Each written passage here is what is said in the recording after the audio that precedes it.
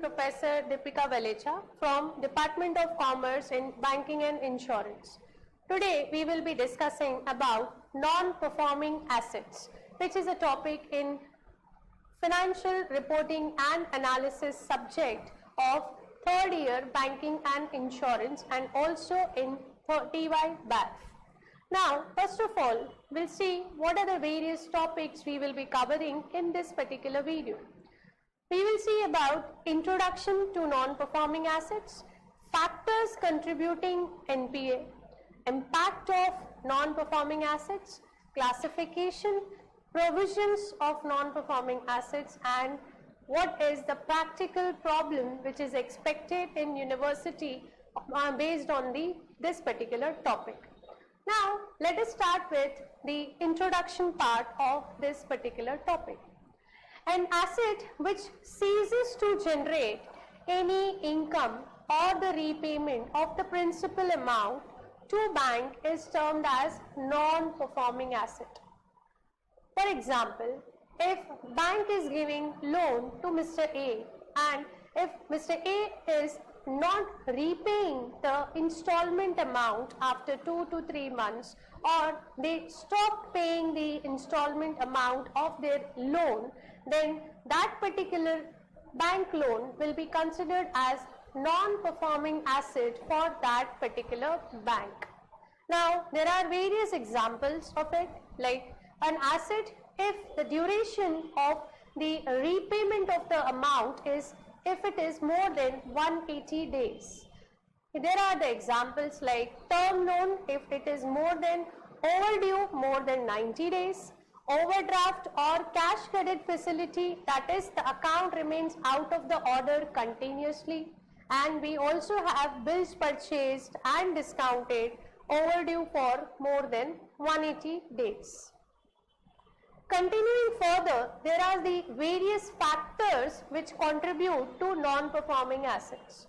According to the study of RBI, that is Reserve Bank of India, the various assets becomes NPA because of the various internal and the external factors. Internal factors includes diversion of funds for the expansion, diversification and modernization or for taking out the new projects, diversion of funds for assisting or promoting the associate concerns, and also time or cost overrun during the project implementation stage. Continuing further, there are various other factors such as inefficiency on the part of management. There may be the possibility of the inappropriate technology or the problems related to the modern technology which are faced by any company concerned. There are various other external factors also because of which the company or a person is not able to repay their funds or repay their bank loans on time. For example, there is a recession in the economy which affects the company at large. There may be the power shortage, there may be the price escalation of input, that is input factors. Exchange rate fluctuations is also one of the cause because of which there are the chances of non-payment of the amount of bank loan on time. There may be the accidental or the natural calamities, and also there may be changes in the government policies relating to the excise, relating to GST, relating to the various taxes. And even the government loan waiver schemes are also one of the example which contributes to the non-performing assets. Continuing further, there is the impact of non-performing asset on the bank also. In the extreme cases, the profit of the bank will definitely come down if the non-performing asset ratio is comparatively more. Banks will become reluctant to lend, thus affecting their borrowers. If the borrowers are not making the payments on time, then there may be the chances the facility of loan given to the various people may affects the liquidity position of bank. There are the chances where the bank will face a difficulty for maintaining the proper balance between the liquidity and the profitability, service to the good customers may get affected. Because of one or the other people or company who are not making the payments on time, there are the chances that the customers who makes their payments on time, the services of to those will get affected. It will also adversely affects on the bank's balance sheet. In all, we can say there will be the effect on bank's goodwill, even on the equity value of the people who are concerned with banking companies. So it adversely affects on the performance of the bank at large. Continuing further, what is the asset classification of non-performing assets? There are two types of assets, we can say. One is performing assets and another one is non-performing. Performing assets, we can say it as standard assets, which means we are getting the installment amounts on time. Another, we have substandard assets, doubtful assets and loss assets. Loss assets refers to the asset which ceases to give us any amount back. So this is the classification on the basis of which each and every bank is supposed to make the provisions for non-performing assets so that they will not get affected in the long run. Now, categories of the non-performing, as we have already discussed. Number one, we have substandard assets. It remains NPA for the period less than or equals to 12 months. What is a doubtful asset? It remains NPA, that is non-performing, for more than 12 months. And loss asset, which is uncontrollable, uncollectible, from where we cannot recover anything. It is termed as bad debt also for a bank. Now, we can, as in the university exam or else in the college exam, it is expected that the practical problem based on the how we can calculate the provisions for non-performing assets and how much percentage any bank is required to maintain as a provision so that in the long run, in future, they will not get it will not adversely affect on the bank's performance. First of all, if we categorize, we have standard assets. There are the various percentage based on the types of the loan given to agriculture and small and medium enterprises sector.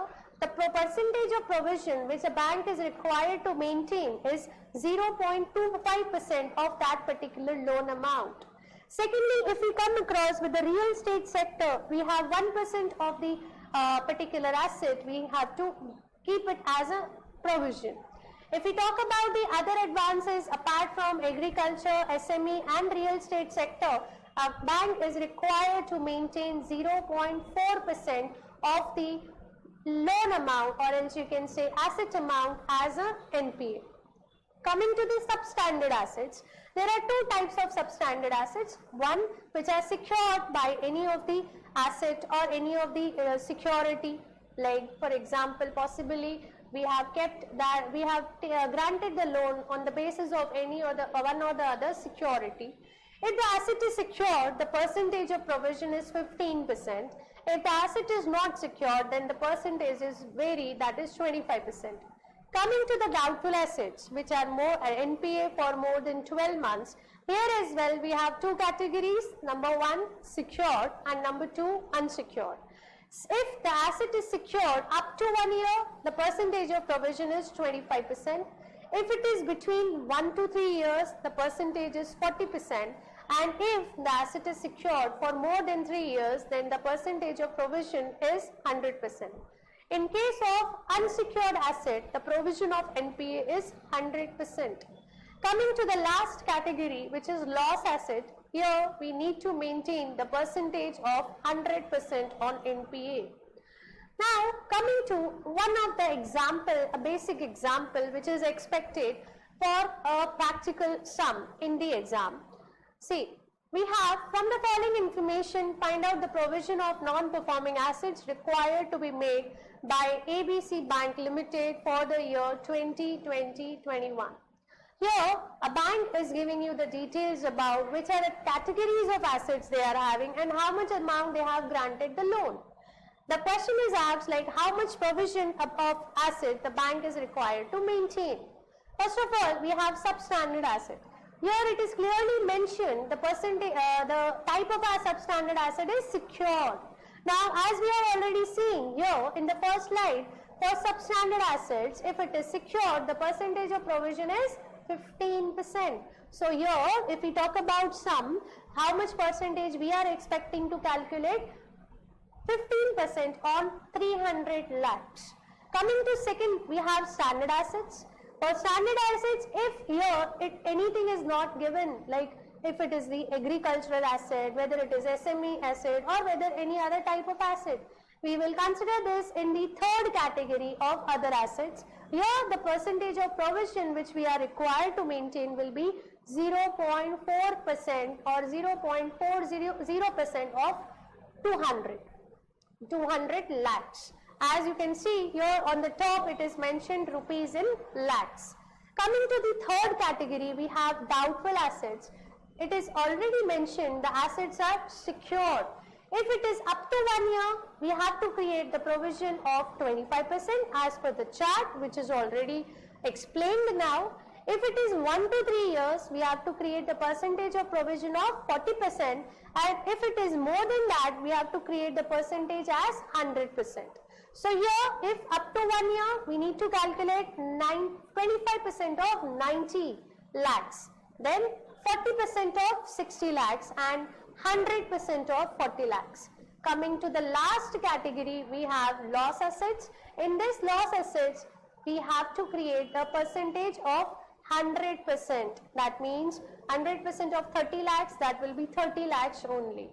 Now what I have explained you verbally now, this can be represented into the schedule form, into the tabular form like this. Here we have to prepare the columns based on whatever the information given. First of all, the type of asset we have, we will be mentioning that. Secondly, we need to write the amount, whatever the amount which is given. Third, we have to write the percentage of provision which is required, and finally we need to calculate the amount of provision, that we will be calculating the percentage on the basis of amount, and whatever is explained to you, that is represented into the tabular form, and then finally we'll make a total of it. So in this way we will be calculating the provision of assets required for the various types of non-performing assets. So I hope the topic of non-performing asset is clear to you all. Thank you so much. Thank you.